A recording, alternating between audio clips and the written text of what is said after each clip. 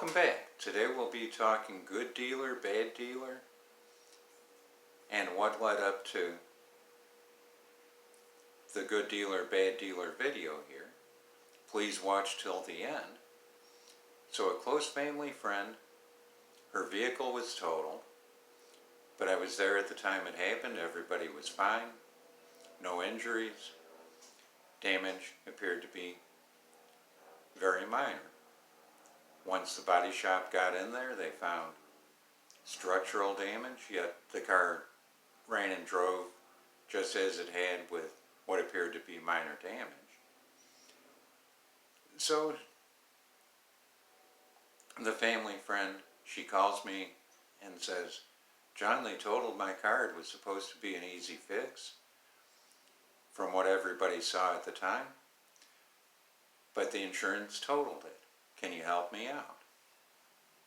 Yeah, so I got her calmed down some because she had a rental car for just a certain number of days, and she was very stressed about it. I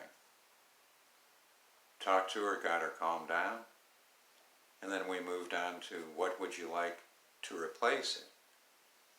And she's, "Well, am I getting a fair amount?" So I got to the computer, looked up prices of comparable vehicles, what they're for sale, the advertised price for sale, and the insurance was giving her just about that price. Now it's a bit under 10, it was under 10,000,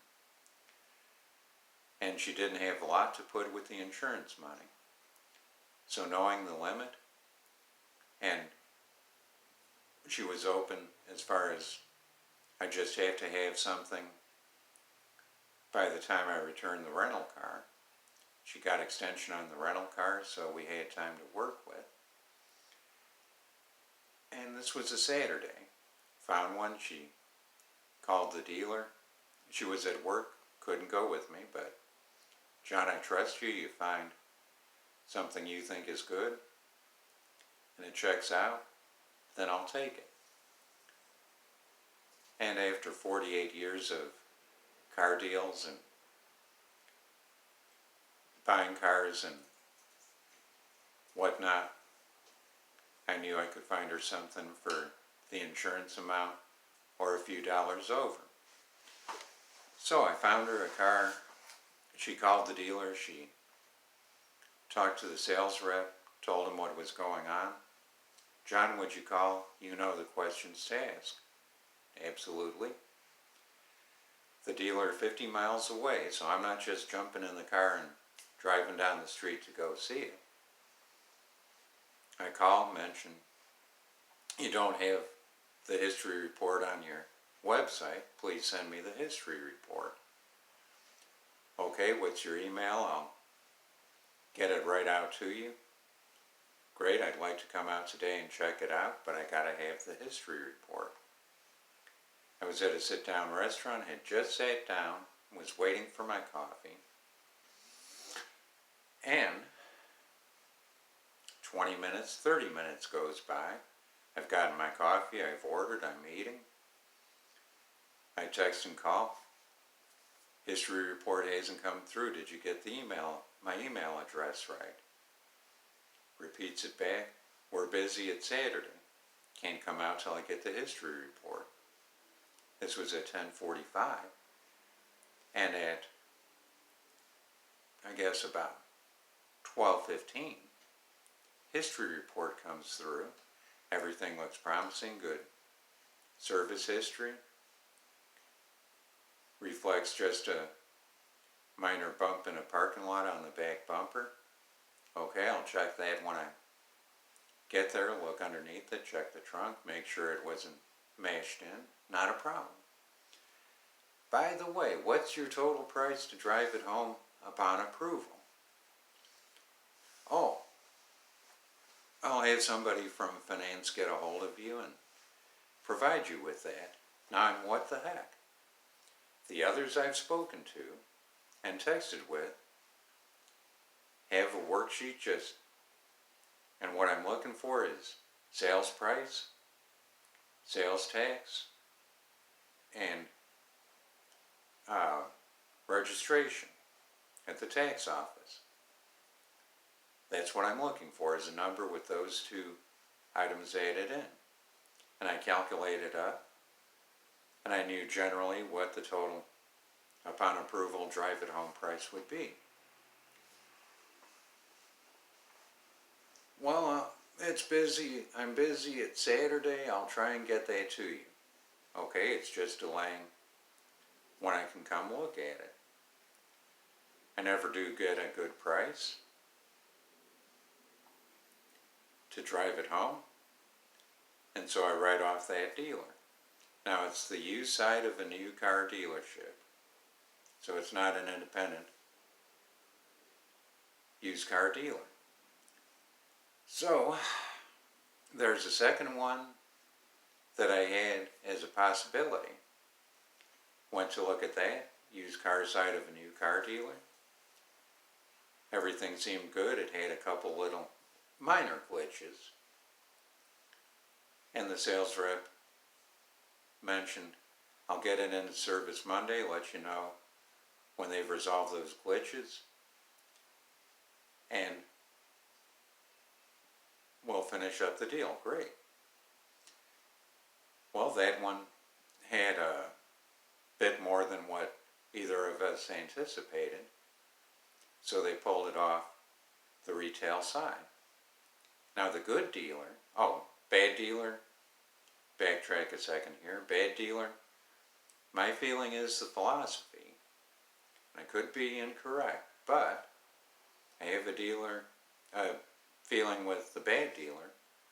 Their philosophy is, in a sales meeting with all the sales staff, look, don't waste your time with folks on the internet or texting.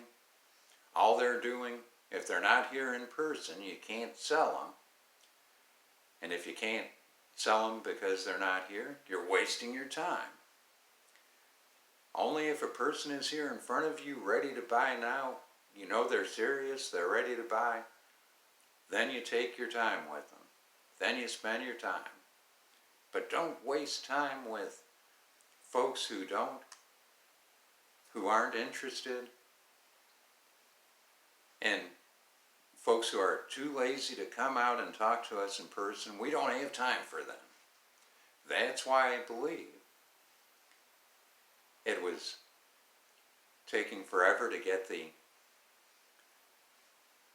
history report, and why they dug in their heels and would not give me a total drive it home price.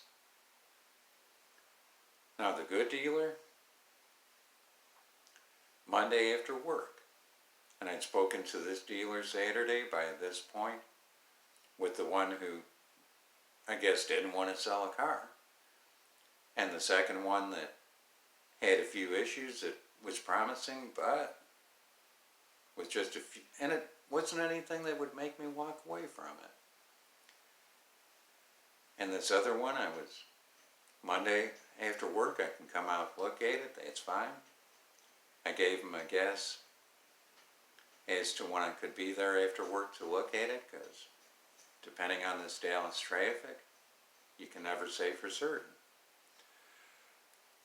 So I get out there, sales rep is there, the vehicle's there, check it over, drive it, do a bit more in-depth check. And what got me real interested in it was they put on new tires, transmission service, oil change, wiper blades.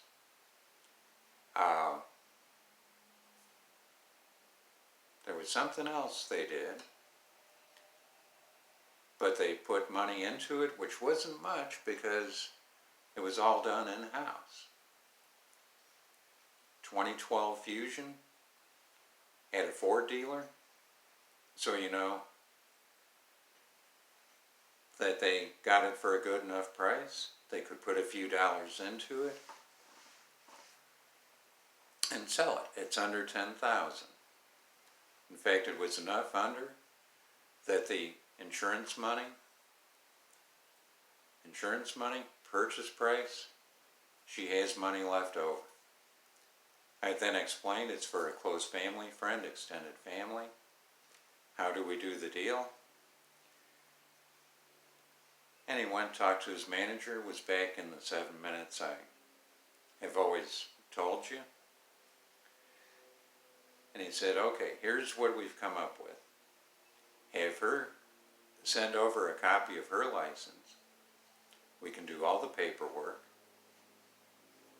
And then, where does she work? Because she was working. I told him, oh, that's about 15 minutes away. Tell you what. We'll put the paperwork together. And I said, now, here's the total price I was sent by text. That is the price. Yep. That's the drive it home price. Okay.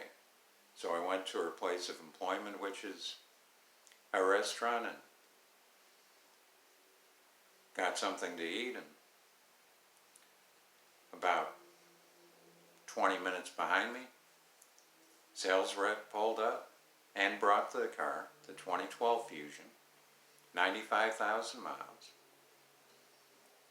and had the paperwork. We sat down, I went over the paperwork before she signed it. Next step, and she gave him deposit to hold it. Next step, how do we get, and I'd already spoken to him about this, how do we get the rental car returned, get to the dealership, so I bring her out to the dealership after returning the rental car, and then she drives the car home. And this was at the dealership, and not a problem. We return rental cars all the time for customers. So what we'll do, once we have the dollars, we'll arrange with her to come out, drop off the Fusion, take the rental car back, finish up the paperwork, and everything's good. Great, great. So, that's what happened. And the trust was there. And all the paperwork was done. It was just essentially pay for it, get the car and the keys, and good to go. Plus, I think the dealer knew that I knew more than I was letting on about car purchases, and that the deal better go the way it should. Because I have just not as many as big YouTubers, but I do have some resources if a deal goes bad. But everything was on the up and up. I went and saw her 2 days later. How do you like it? It's fine. It's everything I'm looking for. It doesn't have a backup camera. I can adapt to that, which I told her when I talked to her. It's got most everything your total car had, but it doesn't have a backup camera. I don't care. And of course, they can always be put on later by a stereo shop or whatnot. So, there you go. Under $10,000, you get junk? No. You just have to know what to look for. If you're thinking under $10,000, you're going to get a 2019 model something, then yeah, you might find something for under 10, reconstructed salvage, that was, every body panel was bent up and damaged. But in this case, as long as you're open and you're not wanting to get something practically in the past, something in the past 3 or 4 years, you're open to something a bit older, this one's going to last her and not require much of anything as far as repairs go. So there you go. Bad dealer, good dealer. There you go. Not all dealers are bad, as you can see. Have a good one. Thanks for stopping by.